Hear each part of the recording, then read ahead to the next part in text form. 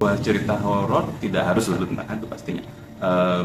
Hantu itu mewakili ketakutan kita, mewakili perasaan terancam buat si penonton atau pembaca ceritanya gitu ya. Eh, tapi perasaan itu bisa muncul dari apapun. Kita bisa takut dari berbagai hal, termasuk dari sesama manusia. Kita bisa, eh, ketakutan itu bisa juga datang dari situasi, kan situasi yang menakutkan. Jadi film horor tidak harus selalu dengan hantu atau monster. Walaupun memang lebih mudah atau lebih nyaman gitu ya nonton atau membuat cerita lah. Ketika kita membuat cerita horor tentang monster atau hantu itu kan lebih nyaman. Kita lebih mudah eh, menyalahkan atau lebih mudah mewakili ketakutan kita dengan suatu bentuk yang fantasi. Bisa, tinggal kita mau arahnya kemana nih. Cuman kan kadang-kadang ketika kita mengadaptasi sesuatu yang menakutkan di kehidupan sehari-hari, misalnya nih ya, kita tinggal di sebuah negeri yang pemimpinnya tidak kompeten, itu kan menakutkan gitu. Tapi kalau itu kita jadikan cerita begitu saja, apa namanya, as is gitu, tanpa melakukan modifikasi, kan jadinya tidak nyaman buat menuliskannya gitu. Kita bisa mewakili si pemimpin yang tidak kompeten atau bodoh atau apapun itu, bisa kita wakili dengan misalkan raja setan gitu, misalnya kayak gitu, yang kemudian harus dihadapi oleh si tokoh-tokoh utamanya gitu.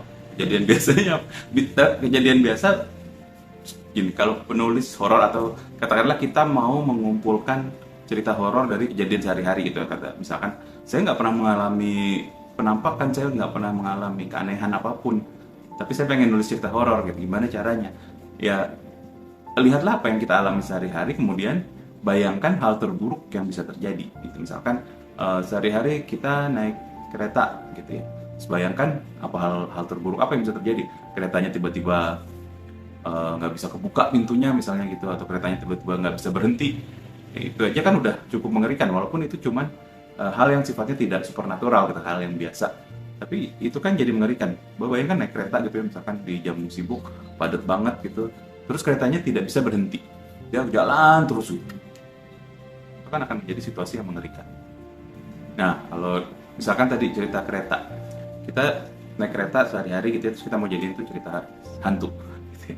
Nah, hantunya tuh bisa masuk di sama tadi, misalkan oke, kita sekarang memikirkan hal terburuk apa yang bisa terjadi kalau ada hantu gitu misalkan. Sesederhana misalnya ini keretanya tiba-tiba berhenti di stasiun yang nggak pernah ada sebelumnya.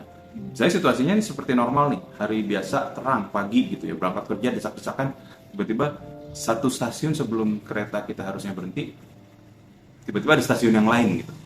Dimana di situ orang-orang juga bingung gitu kan, loh ini stasiun apa gitu kan. Kemudian kita bisa ngelihat misalkan, oh ini stasiun tempat orang-orang yang kecelakaan kereta pada tahun berapa, mereka semua mati dan mereka turunnya di sini misalnya. Bayangkan itu aja kan udah serem gitu. Konsekuensinya dari adanya hal itu dialami oleh sekian ribu orang yang lagi, berapa orang sih satu kereta, sekian banyak orang yang lagi naik kereta gitu, itu kan sudah mengerikan. Ya kombinasi sih, cerita horor itu kan nggak pernah satu hal, selalu menggabungkan beberapa hal yang kemudian unsur-unsurnya itu menguatkan horornya gitu. Nah, kita mau menekankannya di mana? Apakah di misterinya? Kalau di misterinya berarti si pembaca atau penontonnya ini menjadi kita bawa mereka untuk selalu bertanya, kita bertanya kenapa gitu. Kemudian nggak harus dijawab gitu, tapi selalu menimbulkan pertanyaan. Kemudian kalau suasananya ya berarti suasana apa yang mau kita hadirkan, suasana kengerian seperti apa gitu, keanehan apa di luar akal sehat gitu, di luar kebiasaan seperti apa yang mau ditampilkan. Kalau unsur kejutan menurut saya bukan suatu bagian penting ya dari sebuah cerita horor. Maksudnya jump scare misalkan gitu ya, kan banyak cerita horor mengandalkan jump scare. Ya jump scare itu satu unsur tambahan aja gitu, satu unsur tambahan yang memang dipakai untuk menimbulkan efek tertentu gitu. Tapi jump scare itu sendiri bukan hal utamanya gitu, karena horor bisa terjadi tanpa adanya jump scare.